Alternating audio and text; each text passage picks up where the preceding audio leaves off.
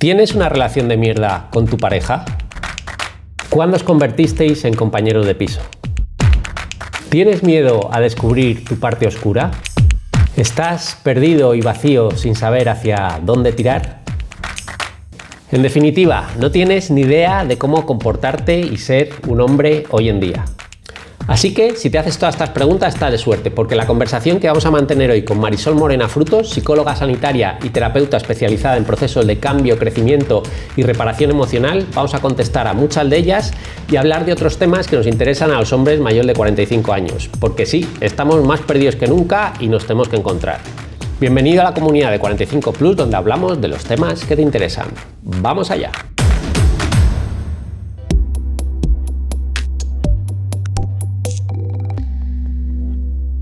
Bueno, Marisol, pues bienvenida, muchas gracias por estar aquí en 45+, esta tarde con nosotros, y voy a entrar directamente al trapo. Tú, como psicóloga, ¿qué es para ti ser un hombre hoy a principios del siglo XXI? Bueno, lo primero, muchísimas gracias por haberme invitado. Me parece una cosa muy rica, ¿no? Esto de que os juntéis, que os preguntéis, porque yo creo que las mujeres nos preguntamos mucho nos cuestionamos mucho sobre cómo están los hombres y en qué momento están y qué les ocurre ahora. Y pues parece que los franceses son mejor así, o parece que los ingleses son, y los españoles siempre habéis tenido mucha fama en el extranjero de ser muy machos, ¿no? Sí. Yo me he pasado 15 años en Francia y cuando he vuelto, pues el mismo problema que tienen los franceses, mis pacientes masculinos lo tienen también los varones españoles que veo en terapia, ¿no? Y es esta gran pregunta que tú me has hecho, ¿dónde estoy? ¿Qué es ser hombre? ¿No? Es como si hubiera una pérdida de identidad interior, un sentimiento de no sé qué se espera de mí, no sé ya si lo que se espera es que sea dócil, que sea bueno, o que sea cariñoso, firme, o que sea cariñoso, o que me prepare por si acaso de repente la mujer llega con mucho deseo y quiere un macho en la casa. Empotrador. Todo un empotrador. ¿Esto qué coña quiere esta mujer que está cambiando continuamente? Porque yo que está cambiando continuamente y que además me están bombardeando continuamente el de fuera con lo que tengo que ser. Exacto, entonces, ¿qué hago? ¿O para quién respondo también? Sí. Esta sería la pregunta. ¿A quién tengo que responder? La necesidad de quién. Y es cierto que es muy rico como momento de vida evolutivo, porque yo creo que si no llegamos aquí, pues permanecemos como nuestras madres, como nuestros padres o abuelos, es decir, en una especie de relación de media naranja, de tú te encargas de esto, yo de esto, pero ninguno desarrolla nada aparte ni evoluciona dentro de la pareja, y ahora es verdad que tenemos esa posibilidad de poder evolucionar. Pero hay que tener valor para poder cuestionarse, claro, y yo en eso os felicito a todos los que os cuestionáis muchísimo, porque sin cuestionarse no hay avance. Sí, claro. Sí. Hay que avanzar, pero ¿hacia dónde? ¿Hacia dónde avanzamos? Esa es la gran pregunta. Yo creo que eso es una pregunta muy individual que se lo tiene que preguntar. Es decir, y yo en ese sentido soy muy de psicología positiva.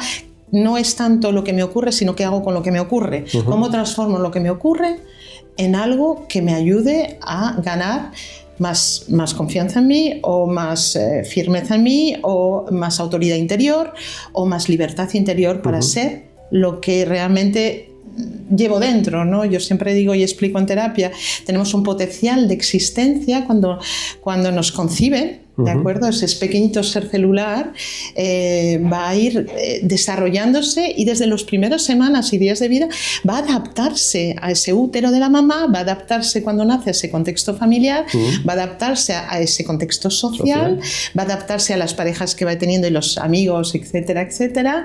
Entonces, ¿qué ocurre? Que ese potencial, hay una cosa, un término que utilizamos en neurociencia, es la poda sináptica, es decir, que desde los 3 años estamos haciendo poda sináptica de lo que no se nos adapta a las conductas, los comportamientos, los hábitos que no se adaptan, o las experiencias que no son importantes para adaptarnos al contexto. Estamos continuamente adaptándonos, con lo cual vamos a reforzar más todas las conductas y hábitos que realmente son adaptativas, se van a mielanizar muchísimo más esos conductos, esos circuitos neuronales, y sin embargo el resto va a quedar como ahí, como que no tiene importancia. En terapia, ¿cómo lo vemos? Pues que de repente llega un varón, un hombre a terapia y dice, no, en mi vida todo ha sido así, así, así, siempre ha sido así. Entonces, ok, pues sí, pero has llegado hasta aquí, bravo, vamos a ir viendo, vamos a ayudarte también a apropiarte de tu vida y de tu historia y vamos a ver qué es lo que ha pasado, ¿no? Y con el tiempo te dicen, nosotros utilizamos como una línea del tiempo que van integrando de su vida, de sus recuerdos, ¿de acuerdo? Y con el tiempo dicen, pues es que hubo también una abuelita que me ayudó, un abuelito, esto me pasó hace poco, un hombre de unos 48 años, me dice, nunca te he contado, pero hubo un abuelo que estuvo ahí, que sí cuidó de mí, que sí era una figura de apego secundaria, pero una figura de apego segura. Llamamos figura de apego a un ser adulto que nos va a ayudar a desarrollarnos, ¿no? Pues este abuelito le dejó ahí una resiliencia, este término de Boris Cyrulnik, traído de la mecánica y de la agricultura, que lo utilizamos en psicología para hablar de una capacidad, de un resort para salir adelante ante las dificultades. Pues este abuelito le dejó ese resort. Y lo interesante es ir descubriendo, ir sacando, ir utilizando cada experiencia y apropiándose cada experiencia para ser más uno, más libre en ser uno mismo, ¿no? Y más sobre todo con todo lo que nos está ocurriendo, tanto a mujeres como a hombres, la revolución que estamos viviendo con la inteligencia artificial, con toda esta inseguridad geopolítica en la que estamos viviendo, y no nos podemos quejar porque vivimos en países bastante seguros con respecto a millones de personas que viven en la pobreza absoluta y no se pueden ni cuestionar, ¿no? Están en la supervivencia. Entonces, poco a poco la idea es, y mi propuesta siempre es, vale, no sé quién soy, no sé qué es esto de ser hombre, pero también tengo más indeterminación que tenía mi abuelo. Que mi abuelo, su padre era zapatero, él tuvo que ser zapatero, punto. Pero yo me puedo cuestionar. Me puedo cuestionar cómo quiero vivir esto de ser hombre. Me puedo cuestionar también ¿qué es la polaridad con la mujer para mí? ¿Qué es la relación con la mujer? ¿Cómo quiero que sea una relación? Me puedo cuestionar también cómo quiero mostrarme, porque a lo mejor yo quiero guardar mi jardín secreto. Yo también quiero tener una parte de femenino también. A mí, siempre me ha traído la atención los hombres que les gustaba pintarse las uñas. En los talleres que yo he vivido, talleres de sexualidad mixtos, donde había hombres y mujeres, sexualidad alquímica, sexualidad sagrada, que lo llamábamos. Recuerdo que trabajamos mucho con las polaridades y los hombres venían polaridades masculina y femenina, y nos decían, los hombres venían y nos decían, enseñarnos a vestirnos como mujer, enseñarnos a disfrazarnos, enseñarnos a pintarnos las uñas, y estaban felices porque descubrían una parte de ellos más ligera, más divertida, ¿no? Es como que eran hombres de unos, te hablo de hace 20 años, eran hombres de unos 40 años que se habían criado en el chico va de azul y juega esto, ¿no? Entonces esa libertad que tienen ahora los jóvenes de poderse expresar como quieran, ahora quiero vivirme la parte femenina, ahora quiero ver qué es estar en la intimidad con un hombre siendo hombre. Eso no lo han tenido, esa oportunidad no la han tenido de experimentar, no la han tenido otras generaciones. ¿Cuál es la ventaja? La experiencia que pueden ganar y descubrirse, el autodescubrimiento en facetas que a lo mejor nunca se las habrían planteado. ¿Cuál es el desafío? El miedo. El miedo a la incertidumbre, el miedo a descubrir que uno no es como se creía que era. ¿Cómo se cree? O sea, la desorganización interior que te puede llevar eso. Sí. A nivel de identidad.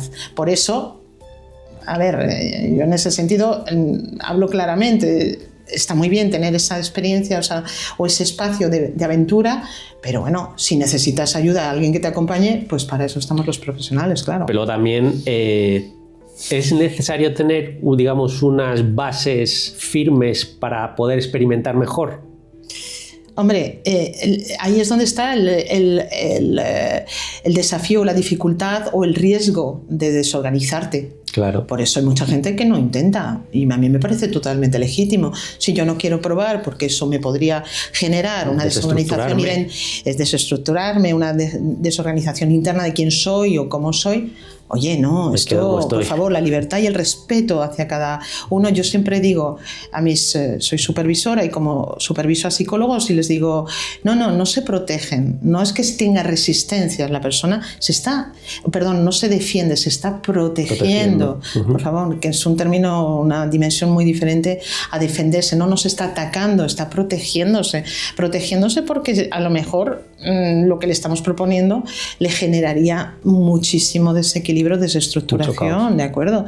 Claro, por Dios, cada uno con sus límites. Por eso también, además, yo pienso, los jóvenes están yendo y están demandando mucha terapia y mucho acompañamiento terapéutico. Porque yo eso es una sensación, por supuesto, tú como psicóloga tienes bastante más experiencia, es una sensación que tengo y que lo comento mucho con mi mujer, que es que creo que los jóvenes ahora efectivamente tienen esa libertad, pero al mismo tiempo también, al no tener experiencia y al no tener también unos referentes a lo mejor un poco fijos, están súper perdidos al mismo tiempo, ¿no? Yo estoy de acuerdo con lo que estás diciendo y por eso te digo que está habiendo una demanda creciente de jóvenes pidiendo ayuda y de jóvenes también, desgraciadamente, en psiquiátricos, en hospitales psiquiátricos y con temas de suicidios, intentos de suicidios por lo mismo, porque se creen que pueden y a lo mejor se aventuran a mundos que no son seguros. Y ahí te introduzco un tema y estás flotando en él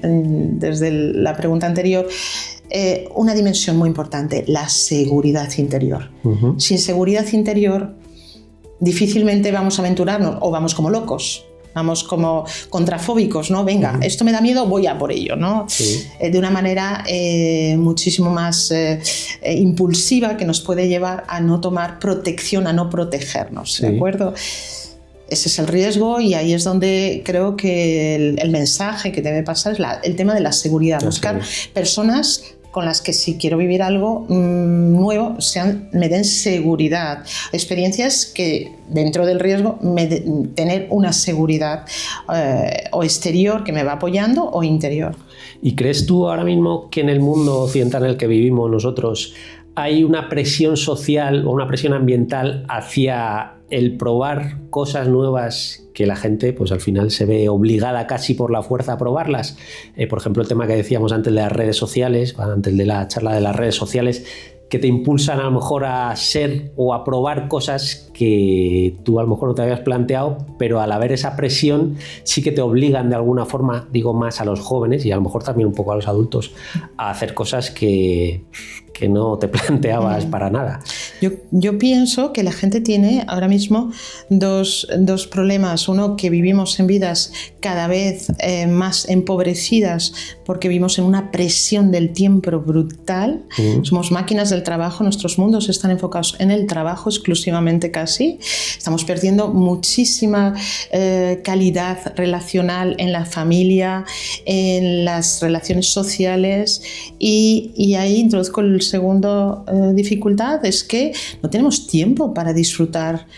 No tenemos tiempo se necesita tiempo para disfrutar de un día de la naturaleza, se necesita tiempo para poder disfrutar de una relación de amistad, se necesita tiempo, pero nos están robando el tiempo. Es que yo creo que también esas relaciones de ocio o de disfrute también se han pasado a lo económico, a lo productivo. Es decir, también tienes que pasar X tiempo en la naturaleza, primero porque te lo han dicho antes y luego porque eso además lo tienes que poner en las redes sociales y tal. Y te obligan un poco también, pues eso, a convertir eso en economía también. Y lo que dices tú, y no te permiten lo que es el disfrute puro de la experiencia. Claro, decir, nosotros antes hemos tenido la suerte, yo creo que es más joven que yo, pero hemos tenido la gran suerte de disfrutar de Navidades, donde íbamos a cantar el aguinaldo, cada cosa tenía su tiempo, cada cosa tenía su momento, nos aburríamos. Dios mío. Bueno, luego, si lo piensas, tampoco nos aburríamos tanto, a lo mejor sí. No, pero porque siempre te acabas inventándote algún rollo, alguna afición. Este es el regalo del aburrimiento, que al final el aburrimiento es donde mejor nace la creatividad, ¿no? El vacío fértil, dicen los gestaltistas, que es muy interesante. Entonces, ¿qué pasa ahora? Que no te da tiempo a aburrirte. Si estamos bombardeados, si no te has despertado y ya tienes llamadas de no sé quién vendiéndote no sé cuántos, efectivamente todo gira en torno al sistema económico, por todos lados nos tienen completamente invadidos, parasitados, diría mismo. Y entonces, ¿qué ocurre? Que para poder ser y descubrirse uno necesita tiempo. Necesito tiempo de saber, a mí me gusta respirar, o a mí no, así, o me gusta este olor, los sentidos. Yo creo que ahí la clave, ¿no? Es volver a los sentidos. ¿Qué me gusta? Comer un plato tranquilamente, no comer corriendo. Sin tener que hacerle una foto ni subirla a Instagram. Exacto. Sí. Hasta ligar con el camarero si no da tiempo, por Dios. Sí.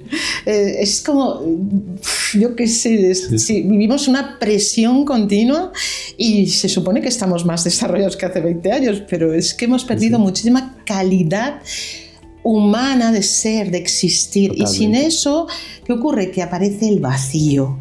Y el vacío es muy jodido, el vacío es duro, es difícil de vivirlo, el vacío existencial que se vive en periodos de duelo, en periodos de divorcios, de separaciones, en periodos de pérdida de un trabajo, hay un vacío. Y el vacío, ¿qué ocurre? Que como no queremos sostenerlo, porque ni queremos sostener el vacío, ni queremos sostener la tristeza, ni la incertidumbre, ni la angustia, y lo queremos quitar todo rápido porque hay que trabajar y hay que seguir, para eso está la psicofarmacología, resulta que no nos da tiempo a ser. No te da tiempo. Entonces vivimos a la carrera. Sí. Y somos esclavos de un sistema que no sé quién lo ha montado, pero desde luego nos lleva mucho a la enfermedad mental. Porque están subiendo las enfermedades mentales. La demanda de psicoterapia, nosotros estamos hasta a tope. ¿A todas las edades? Sí. A todas las edades, pero quizás hay una edad donde van más a buscar psicofármacos. La gente mayor, sobre todo muy mayor, a mí me decía el otro día mi médico de cabecera, dice el 50% de las personas que vienen por las mañanas vienen por un problema de soledad, de vacío, de soledad, de tristeza. Que a lo mejor si se juntaran juntos, o sea, en grupitos, a hablar, a charlar o a hacer algo, voluntariados.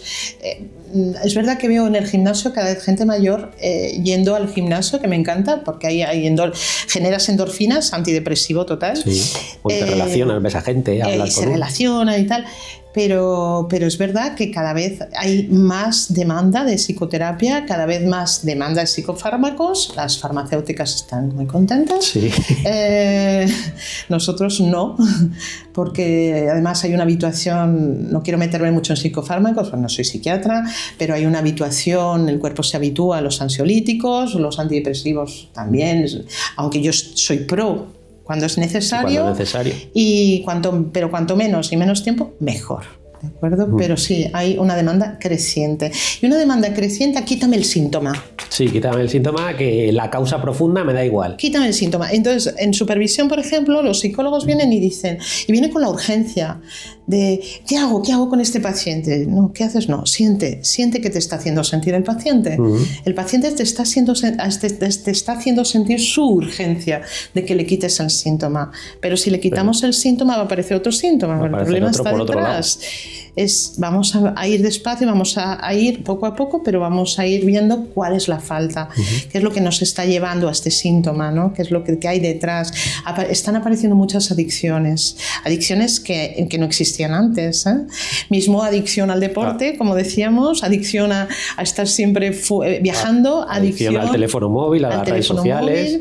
Adicción, por supuesto, a las exhibirse. Consolas, también. Sí. Pero lo mismo, exhibirse, cuando la gente está mucho con las fotos. ¿Qué necesito? ¿Qué muestro con la foto? Estoy buscando un reconocimiento, estoy buscando una mirada. Buscando que me hagan caso, ¿no? Claro, a lo mejor faltó, o a lo mejor lleva mucho tiempo faltando una mirada. Necesito sentirme importante para alguien. Pero es que eso es tan legítimo. Es que no legitimamos nuestras necesidades profundas. Necesito que me quieran, necesito sentirme importante, necesito sentirme útil en la sociedad. Sí. ¿Por qué nos metemos a todos los mayores en residencias de ancianos o los ancianos los volvemos más mayores todavía, poniéndole la etiqueta ya de ya no sirve, ya no vale, ya ahora la cadera, ahora tal, aquí a un lado. Aparcarle. Claro, ahora las nuevas generaciones que están empezando a entrar en esa época senior, es verdad que se están responsabilizando muchísimo más de cómo va a ser su vejez. Nuestros padres y abuelos no, eran los hijos que cuidarán de mí, punto, ¿no? Pero ahora se están responsabilizando. Están buscando la vida, efectivamente. El COVID enseñó mucho sobre eso, ¿no? Sobre los abuelos que traían la pensión a casa de nuevo porque no había dinero, ¿no? Es que... Oye, y volviendo ya a la pregunta inicial de qué es ser un hombre hoy en día, ¿Cómo afecta también esta pérdida de identidad o esta pérdida de rumbo a las relaciones de pareja en los hombres? Claro, esta es muy buena porque esta es brutal. Las mujeres que estaban antes desarrollando, o sea, ejerciendo la parte, lo que considerábamos ser mujer, que eran lo que hacían las mujeres antiguamente, cuidar de los hijos, cuidar de la casa, cuidar de los abuelos, cuidar del hogar y poco más.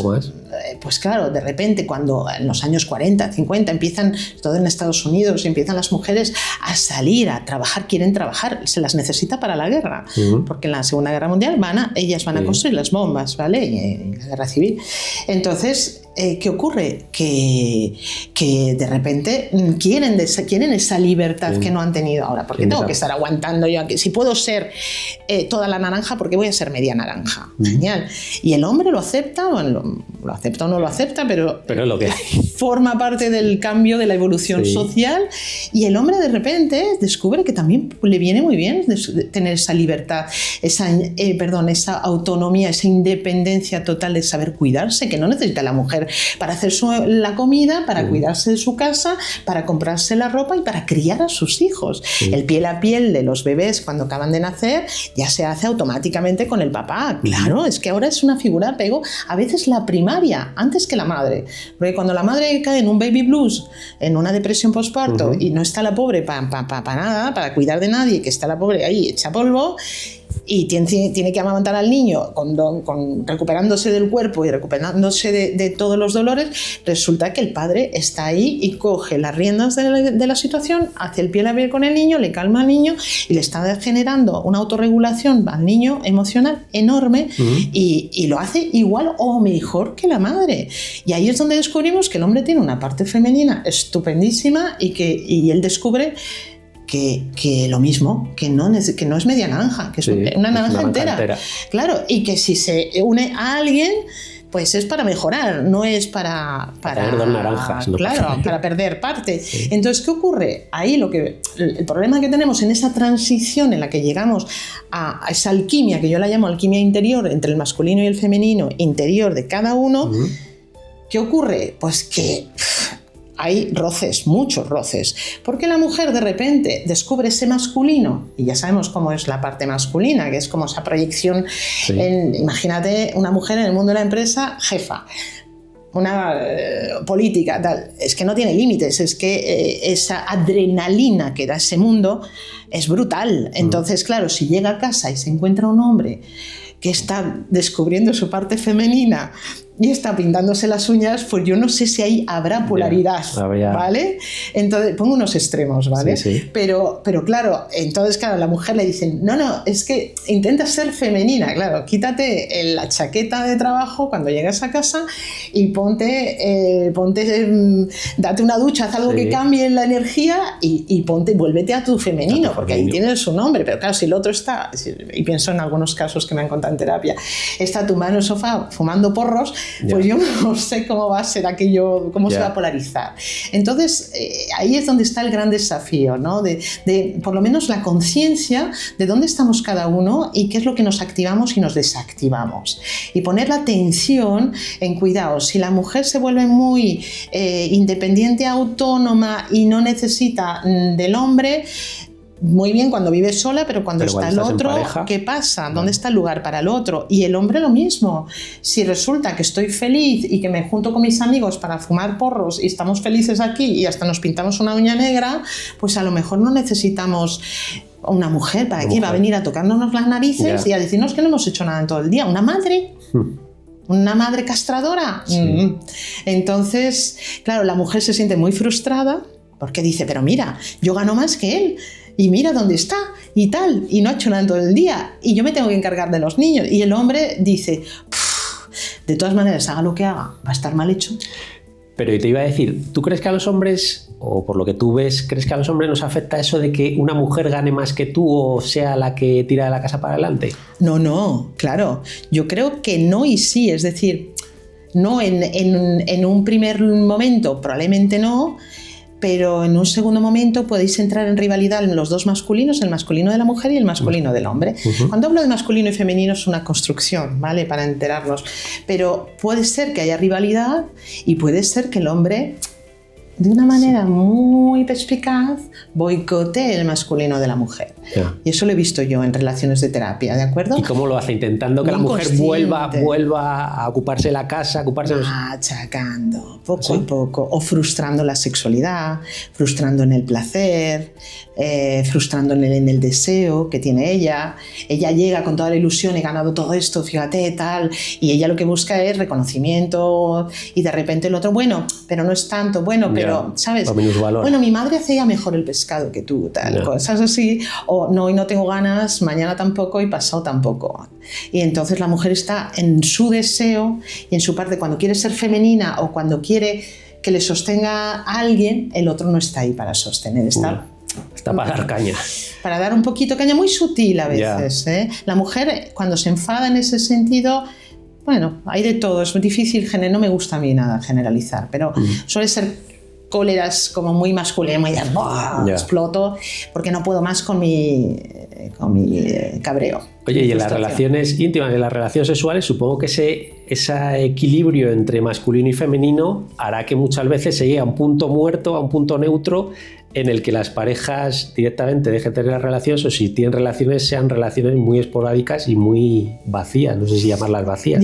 Es lo que llamamos despolarización, que no hace falta que, o sea, yo la sexualidad la veo algo muy amplio, que no tiene por qué ser solo la genitalidad o las relaciones íntimas genitales, puede ser simplemente un juego, ¿no? De repente es que la mujer está cocinando y el hombre llega por detrás y la asusta y la hace reír y la coge por encima y ya le ha abierto la energía, ¿sabes? Y eso ya es un juego, bailar, ¿no? Juntos es un juego precioso. Sí, pero incluso esas actividades pueden desaparecer por completo y lo que decíamos antes, que la pareja se convierta en una pareja de compañeros de piso. Exactamente, porque si yo no necesito de ti, tú no necesitas de mí y encima me machacas cuando me acerco un poco y tú resulta que me machacas de otra manera más sutil, pues al final... que la mujer tiene de esta manera de machacar de no eres suficiente, no eres suficiente, no eres suficiente, el jabalí, eso reactiva mucho, lo solemos decir en las psicólogas, reactiva mucho esa creencia prehistórica de mi marido no trae el jabalí más grande, no quiero un jabalí más grande, ¿no? Más grande que el de mi vecina. Sí. Entonces, efectivamente, al final... ¿qué ocurre? Que hay esa despolarización, o bien hay un cabreo y el cabreo puede llevar a una crisis, y las crisis son muy buenas en la pareja que sucedan porque van a cristalizar material que hay que elaborar, sea individual de cada uno, sea de los dos juntos, pero al final yo siempre digo, mejor evolucionar dentro de la pareja que irse y repetir lo mismo con otra pareja nueva, ¿no? Sobre todo cuando hay hijos de por medio. Pero puede ser así o puede ser una especie, dependiendo de la edad también, entramos en una especie de inercia, de esto es lo que hay, de todas maneras no va a haber mejor, y para qué voy a ir a buscar otra cosa, y así nos conformamos. Es curioso, porque eso que dicen me lo han dicho ya un par de parejas amigos míos. Dice, bueno, sí, tampoco voy a buscar mucho por ahí porque ¿para qué si mejor que esto o va a ser igual que esto? No hay más. Sí. Yo siempre digo, no hay mejor, esto es un secreto que te lo cuento a ti, no hay mejor amante que el amante interior. Y cuando la pareja no va muy allá, pues su amante interior te reactiva y probablemente tienes más energía para activar a la pareja. Pero el amante interior, ¿qué es exactamente? El amante interior es hacerte el amor a ti mismo, es sensualizarte y erotizarte a ti mismo, seas mujer o seas hombre, y desde ahí puedes activar más la pareja, por lo menos te activas tú, ya no te pierdes en esa inercia, y desde ahí ya te recuperas. La energía sexual, esto dicho por Peter Levine, que me encanta, que es un neurocientífico muy bueno, americano, la energía sexual es energía vital. ¿De acuerdo? La libido es energía vital. Entonces esa energía tenemos que tener cuidado que no se nos baje mucho. Si estás en un periodo difícil de enfermedades, de duelos, normal que baje. Pero esa energía somos responsables cada uno de revitalizarla. ¿De acuerdo? Y si en la pareja uno la tiene muy baja, pero el otro la consigue subir, pues genial. Tira del otro. Puedo reactivar al otro, puedo sacarle un poco de ahí, voy a ponerle salsa al asunto, ¿de acuerdo? Para mí y para el otro, para hacer algo con esta relación. Si el otro sigue ahí abajo, pues habrá que plantearse si tiene una depresión de edad, otra cosa. Pero bueno, el otro por lo pronto ya no se ha perdido. El que está más bajo no ha tirado para abajo del otro, ¿de acuerdo? O no tira para abajo de mí.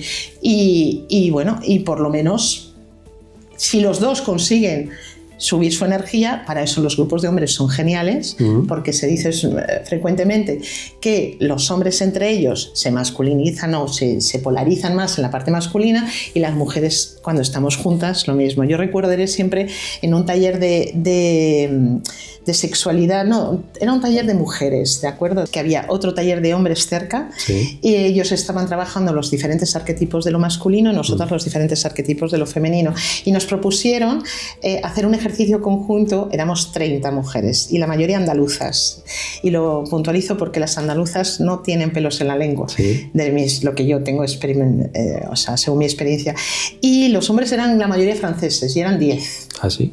Y nos dijeron, los hombres van a contener todo lo que digáis, podéis decir todo lo que queráis hacia lo masculino. Las mujeres empezaron a esproticar, dijeron de todo. Era como una especie de me desahogo, suelto fuera, me responsabilizo de lo que estoy diciendo.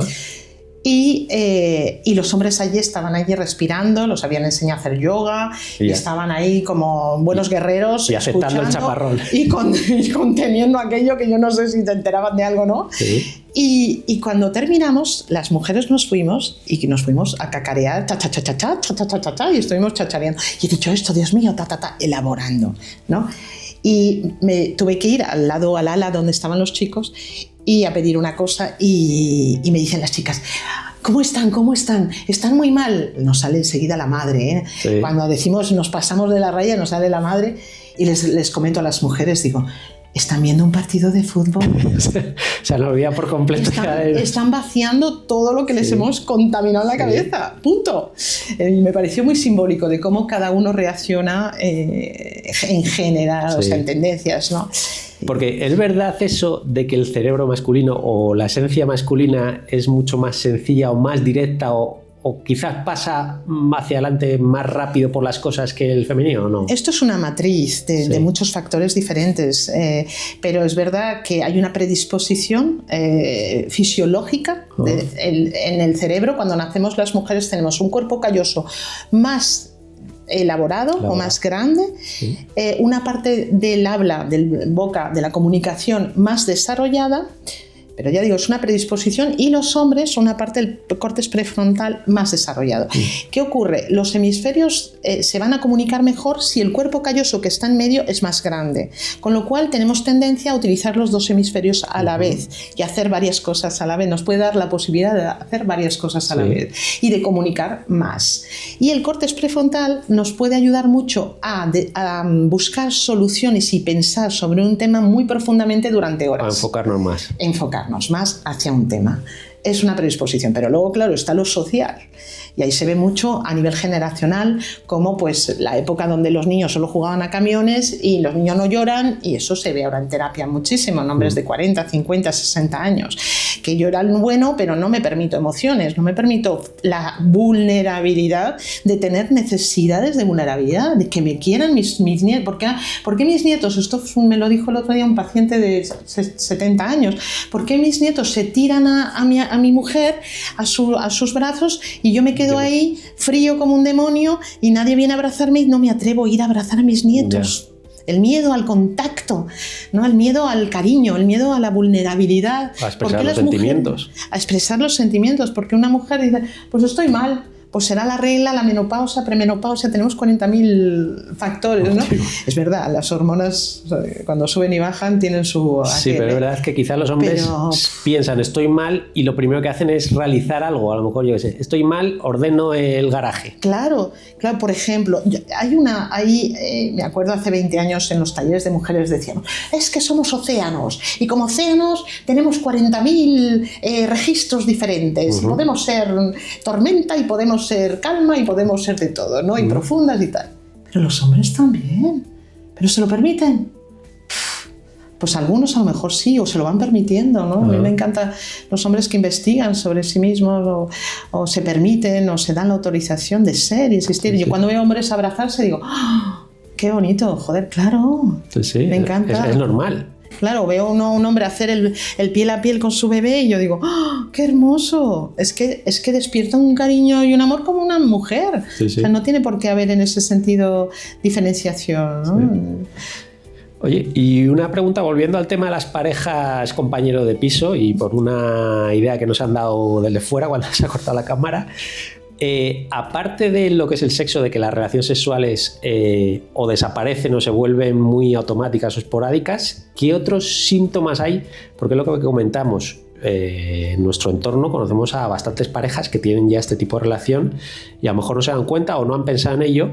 Y no solamente el sexo lo que denota que tienes una relación de compañero de piso con tu pareja, ¿qué otros alarmas o qué otros detalles pueden indicar que estás empezando a entrar en esta fase con tu pareja? Bueno, pues que no hay vitalidad, no hay momentos conjuntos, no hay deseo, no hay ilusión, no hay ganas de hacer cosas juntos, porque no tiene por qué haber siempre sexualidad genital, íntima, ¿no? Y la sexualidad, yo repito, se puede manifestar de muchas maneras, pero si no hay ganas de estar con tu compañero, de construir cosas con tu compañero o tu compañera, de proyectarte en viajes, porque claro, una pareja, sobre todo, si han tenido hijos desde jóvenes y siguen juntos a los 50, 60, ya han vivido muchas etapas diferentes. Entonces han tenido que ir cambiando. Al principio es novios, es pareja, al principio fase de luna de miel, pero luego aparece la fase de vivir, compartir un hogar, de las reglas de la convivencia, luego el primer hijo ya es una crisis. O sea, se han pasado ya muchas crisis. Sí. A veces lo que ocurre también es que se han acumulado muchas crisis que no se han elaborado, no se ha abierto la caja de Pandora, esto está ahí, y eso va pudriendo un poco la sensación de bueno y la vitalidad con la vida va cayendo, claro, pero va cayendo. No es tanto la vitalidad física, que también, sino el saco que llevamos en nuestras espaldas, que pesa. Y pesa mucho. Con 25 años, aunque uno haya tenido una infancia traumática, tiene mucha energía y tira para adelante y tiene muchas estrategias de supervivencia, pero con 50 ya no tienes tantas y con 60 menos, y el cuerpo pesa, el cuerpo ya no puede sostener la adrenalina de los 25, ya no la hay. Entonces, ¿cómo vas a estar en supervivencia? Decaes. ¿A qué? A la depresión, la falta de ilusión, la apatía, la falta de vitalidad, no tienes ganas de mucho, haces cosas automáticamente. Y eso se va a ver en la relación, primero individualmente, pero en la relación también. Porque si uno es muy vital y el otro no lo es, o tira para adelante, tira para arriba al que no es vital, o entra en crisis y dice, que te pasa algo. Espabila, o corazón, algo te está pasando. ¿Tienes depresión? ¿Qué te ocurre aquí? ¿O te pasa demasiado lo que has vivido desde que murió tu madre o desde que pasó esto? Te he notado así. Y porque al fin y al cabo no hay mejor figura de apego que tu propia pareja, que está ahí, que te está viendo, que te está sosteniendo. Entonces, lo normal es que nos ayudemos en esas etapas y en esas fases. Y si entramos en anestesia, no quiero ver o me anestesio y no me entero, no quiero sentir, por lo menos también que el otro lo vea, que uno de los dos lo vea. Pero si ninguno de los dos lo ven y se acomodan, ahí pues los dos están en una fase de depresión y están alimentándose la depresión mutuamente. Cuando digo depresión, cuidado, no es una depresión severa o que no puedes salir crónica, de la cama, sino una fase depresiva o una fase de desvitalización, de apatía, de esto es la vida y punto, y me he acostumbrado a esto y no hay más, ¿no? Y si me voy juntando con parejas que les pasa lo mismo, pues ya está, entramos en la fase comodidad de esto, pero desvitalización, ¿de acuerdo? Y la vida es continuamente reinventarse. Yo no tengo 60 años ni 70, tengo 52 exactamente, pero yo ya me voy entendiendo que la cosa va por ahí. Hay que reinventarse continuamente. Y cuando viene una pareja en esta situación a verte a ti, tú como terapeuta, ¿cómo empiezas a trabajar con ellos? Si ya se han cuestionado es que ya no vienen así. Ya uno está buscando ayuda. Y está diciendo, algo nos pasa, algo nos ocurre. Yo hago terapia de pareja, pero mis terapias de pareja duran muy poco, porque enseguida voy a enfocarles a que cada uno trabaje individualmente. ¿De acuerdo? ¿Por qué? Porque al final se trata de evolucionar, cada uno por su lado. Claro, porque digamos que la persona o la parte de la pareja que tiene más energía o que tira más para adelante tendrá unas necesidades distintas de las que está abajo, ¿no? Efectivamente. Efectivamente, la terapia de pareja que yo propongo, que no es la única que hay, es algo más de, bueno, ¿cuál es el problema? ¿Dónde estamos? ¿Dónde está cada uno? ¿Y qué es lo que se quiere hacer? ¿Y hay algo que hacer conjuntamente o va por separado? Ya está. Si es conjunto, pues nos vemos cada X tiempo, y si es por separado, pues buscamos un terapeuta para uno y otro terapeuta para otro. Y a esas personas apáticas, la parte más baja de la pareja, ¿cómo se las puede sacar de esa situación? Individualmente. Sí, pero me refiero individualmente, pero ¿cómo, claro, ¿qué trabajo le propones? Claro, depende de con qué es lo que está emergiendo en esa falta de vitalidad. Que vamos a empezar primero por ver cuál es su contexto, y vamos a ir viendo dentro de su historia de vida cuáles son los eventos en su vida, acontecimientos que le pesan, conscientes o inconscientemente, porque igual algunos los tiene, puede decir, pues sí, yo la verdad, te van a decir rápido, desde que falleció mi padre es que fue un bajón y ya poco a poco me dejó llevar. Ok, vale, pues vamos a trabajar, vamos a integrar. Ahora tenemos técnicas, que es lo bueno que tenemos en psicoterapia, técnicas de integración neuroemocional para salir de ahí, salir del trauma, integrar aquellos periodos o acontecimientos que han sido dolorosos en nuestra vida y donde el cerebro se ha quedado bloqueado. Porque cuando un acontecimiento es muy duro, el cerebro no puede integrarlo en la historia, ¿de acuerdo? El cerebro no entiende que esto ya ha pasado. Entonces, ¿qué vamos a hacer? Ayudar al cerebro a que entienda que eso ya ha pasado. Y vamos a hacer así con todos los acontecimientos. Pero es muy posible que lo que esté emergiendo hoy en esa persona y que influye la pareja, y donde la pareja también influye, tenga que ver con el contexto primario, con un fondo depresivo, de vitalidad, de falta de vida. Y entonces vamos a preguntar, ¿y cómo era tu historia, tu vida, tu contexto, el clima familiar en el que viviste? No, la mayoría de gente dice, no, normal. A mí no me pegaban, mi padre no bebía, mi madre pues nos cuidó. Cuando vas un poquito más allá, bueno, mi madre es que se pasaba el día durmiendo. ¿Pero por qué dormía? No, bueno, es que no tenía ganas de nada. Bueno, no nos cogía en brazos. Bueno, es que somos vitalidad cuando nacemos. En cuanto somos un ser celular en el vientre de nuestra madre, en las primeras 48 horas de nuestra primera célula, ya estamos dividiéndonos como células, luego estamos creciendo, continuamente vamos hacia la acción. Desde que nacemos, vamos a intentar ver mejor, vamos a intentar agarrar, vamos a intentar coger, vamos a intentar andar, vamos a intentar comunicarnos, siempre hacia la acción. Somos pura vitalidad. Pero necesitamos, porque tenemos unos cerebros muy sofisticados, no somos como los chotillos que cuando nacen enseguida están de pies y son independientes en 4 meses. Necesitamos del otro que nos ayude a desarrollarnos, y ese otro es la figura de apego, madre o padre, que nos va a ayudar a desarrollar las fundaciones, los pilares de nuestra casa, ¿de acuerdo?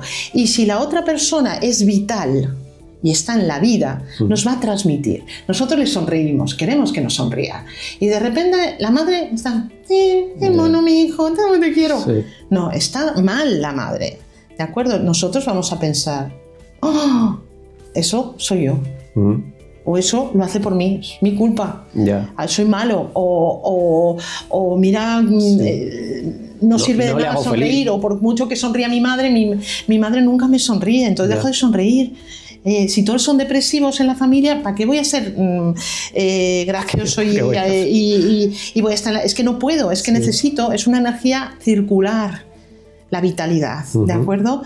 Si en mi familia todo el mundo es pesimista, ¿cómo voy a llegar yo y ser optimista? O sea, es que no, es que me van a romper mi idea, ¿vale? Entonces, hablo en grandes rasgos, pero de alguna manera se nos va a configurar también nuestro sistema emocional a funcionar ahí, ¿de acuerdo?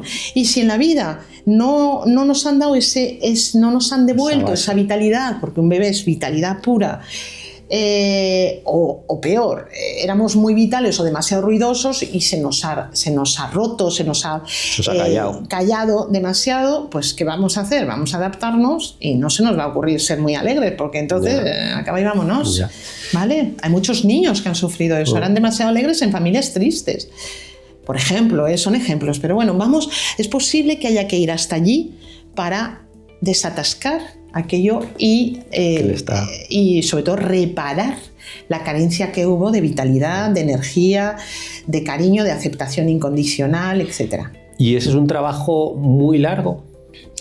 A ver, porque... a mí me encantan las terapias breves. Soy economista y me gusta lo eficaz y lo que va rápido y me gusta vivir. Grano, sí. Me gusta disfrutar de la vida, no me gusta mantener a un paciente ahí eternamente. Pero es verdad que para poder llegar ahí, cuando hay que llegar ahí, se necesita tiempo. Sí. Y no es el tiempo que quiere un terapeuta, es el tiempo de cada uno. Yeah. Y hay gente que decirle, yo me encantaría hacer clac.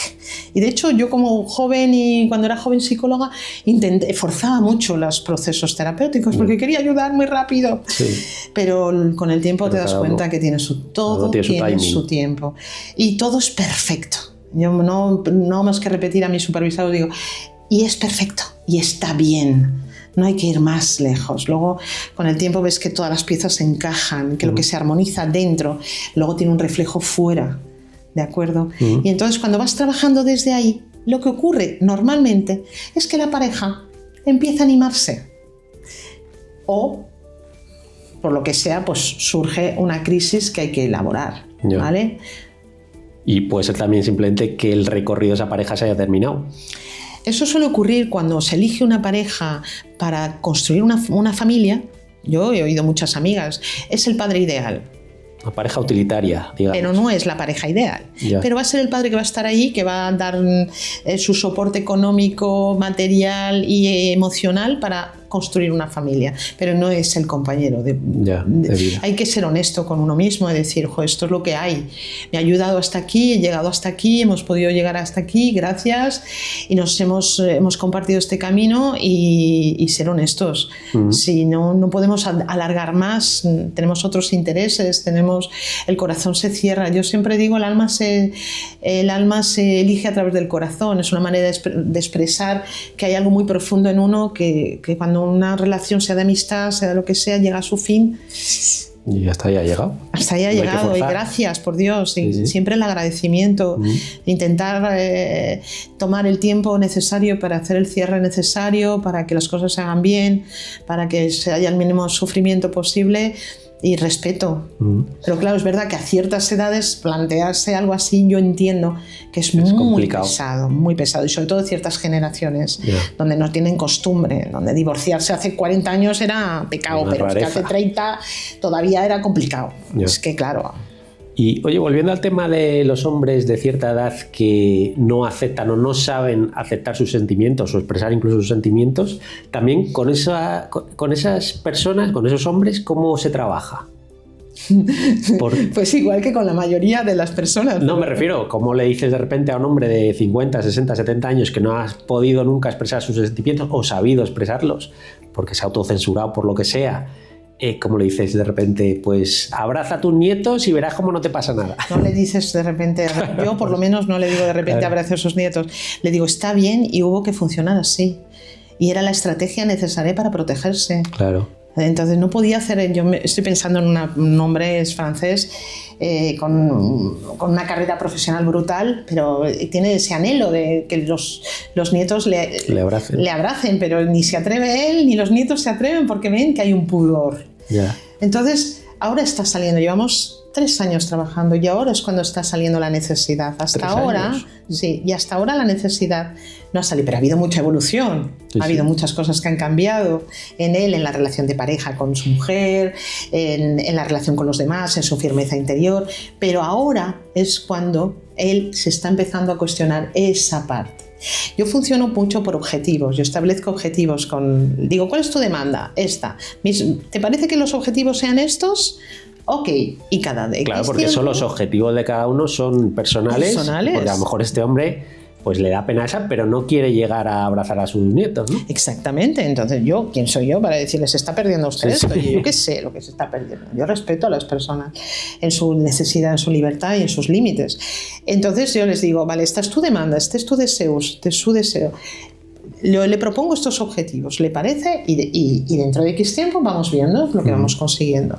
Aparecen nuevos objetivos, aparecen nuevos desafíos y vamos a ir trabajándolos poquito a poco. Pues ahora ha aparecido esta cosa con esta persona de repente se le ha abierto el corazón, de repente tiene necesidad. ¿Pero por qué aparece ahora? Tú te asombras de que aparezcan 3 años después, porque había otras necesidades antes que cubrir, previas. ¿Vale? Porque él tenía una ansiedad brutal, porque tenía depresión, ya no toma ansiolíticos, no toma de antidepresivos. Entonces hemos calmado el sistema ya funciona bien, hay vitalidad, hay energía vital, ya no le preocupan tanto cosas que antes le preocupaban muchísimo y ahora empieza a preocuparse por algo más interior, más de cariño, más de humano, más de conexión. Y llevamos ya 6 meses trabajando el tema de la relación con el otro, ¿de acuerdo? Y la trabajamos yendo a la época arcaica, la época de bebé, donde ha ocurrido, donde ha habido más carencias. Este hombre tiene, me parece que son 75, la madre no le cogió en brazos. Pero ¿y una persona de 65, 70 años, cómo puede acordarse de que su madre no le cogía en brazos? Bueno, son recuerdos muy fugaces así, pero sí, al principio no, al principio este hombre no tenía ningún recuerdo antes de los 6 años. Le van viniendo. Como trabajamos con líneas del tiempo, en cual mostramos a la persona cómo fue creciendo, como si fuera una película, en forma de imágenes, tac, tac. Y mira, imagínate que tenía hasta el año, tal, en un momento dado se puso de pie, en un momento dado empezó a hablar, en un momento dado tal, y el primer recuerdo, el segundo recuerdo, hasta el día de hoy, ¿vale? Y entonces el cerebro va haciendo conexiones, va conectando recuerdos, tac, tac, tac, haciendo su biografía. Ah, pues sí, pasó esto. Ah, sí, después pasó esto. Tac, tac. Pero también pasó esto otro y también esto. Y va volviendo a hacer conexiones sinápticas, conexiones neuronales. Y va enriqueciéndose más de su vida. Y va apropiándose de lo que pasó. Y va ya desactivando aquello que fue doloroso, dejándolo en el pasado. ¿Qué ocurre? Cuando el cerebro está más tranquilo, este hombre con la ansiedad que vino no podía recordar nada. Porque el cerebro, cuando tiene ansiedad, su cerebro emocional está bloqueado. Cerrado. Saturado, no puede integrar, ¿vale? Entonces, ¿qué ocurre? Que poquito a poco, con tranquilidad, apareció también en una fase de mucha tristeza y no sabía de dónde venía más de su infancia, ya fue conectando. Bueno, y ya un día él de repente me lo dijo, es que mi madre, me doy cuenta, nunca me cogió en brazos. ¿Vale? El primer recuerdo suele ser entre los 2 y medio y 3 años. Hay gente que los tiene al año y medio, ¿de acuerdo?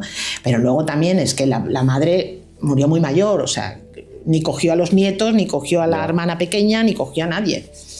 Y esos, antes del primer recuerdo explícito, lo que tenemos son recuerdos implícitos en forma de sensaciones o procedimientos de cómo andamos, o impresiones, luces, sensaciones de calor o frío, colores. Le dices imagínate cuando aprendiste a andar y le vienen sensaciones a la gente, olores. También les puede venir. Me acuerdo del olor de mi madre, que olía a sudor, o me acuerdo de esto, o me acuerdo del perfume de mi padre. Cosas así les puede llegar, ¿vale? Y van haciendo conexiones.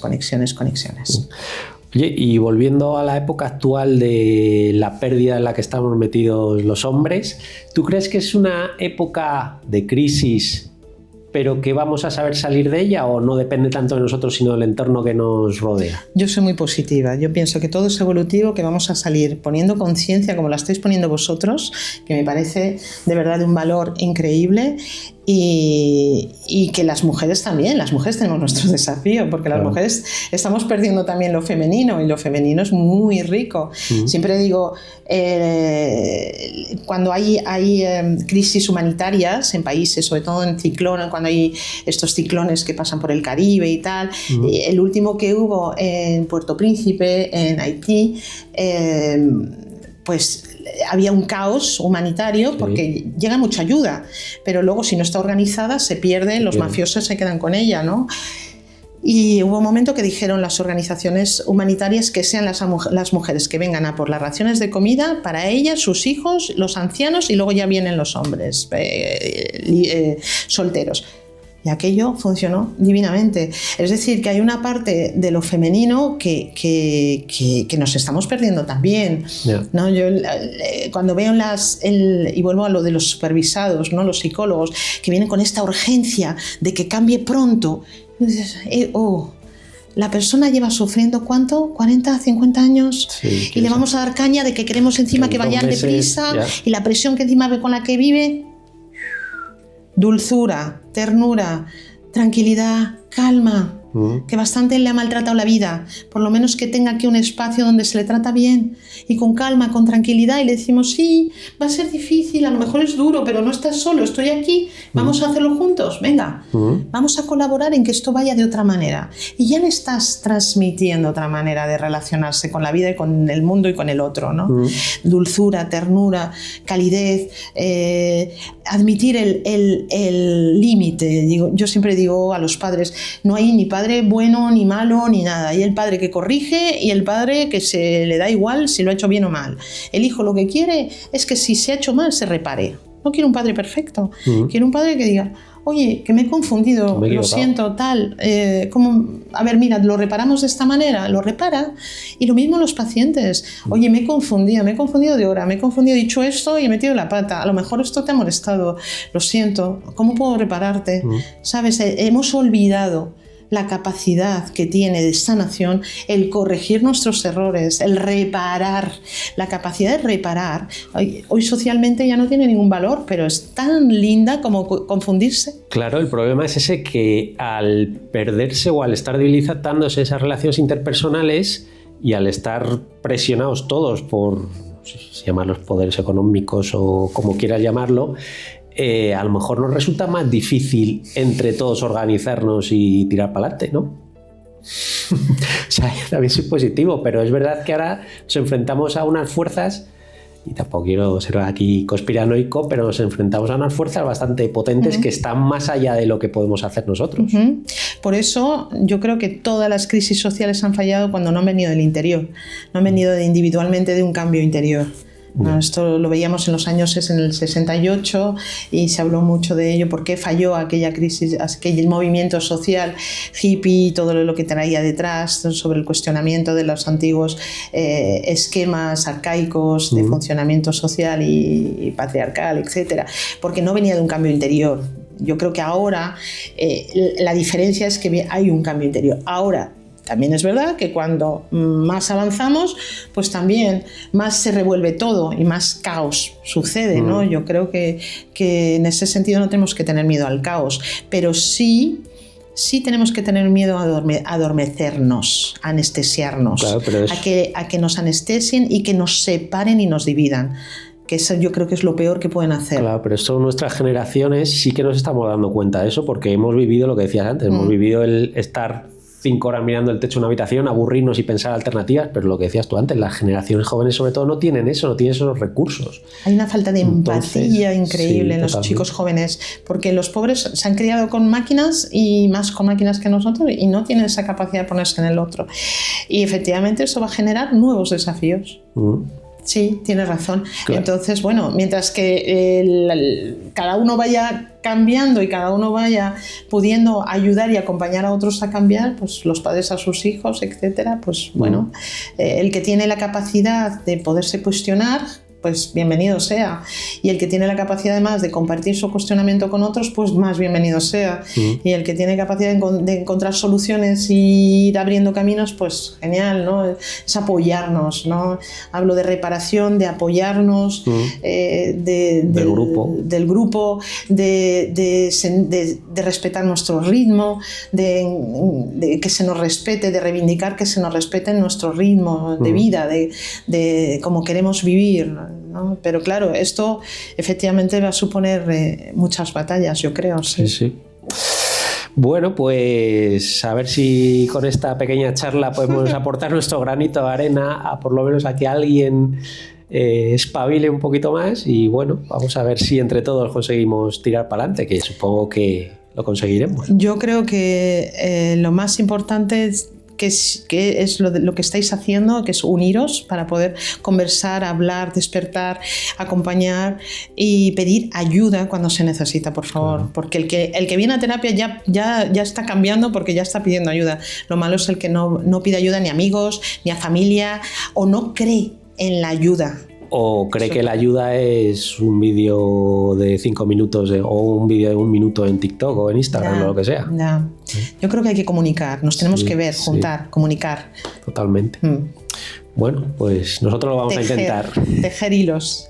Enhorabuena por bien, todo lo que estáis haciendo. Pues gracias, Marisol, por este tiempo que nos has brindado, por esta conversación tan interesante y seguimos para adelante. Espero no haber sido muy políticamente para nada. Incorrecta. Para nada. Muy bien, pues muchas gracias.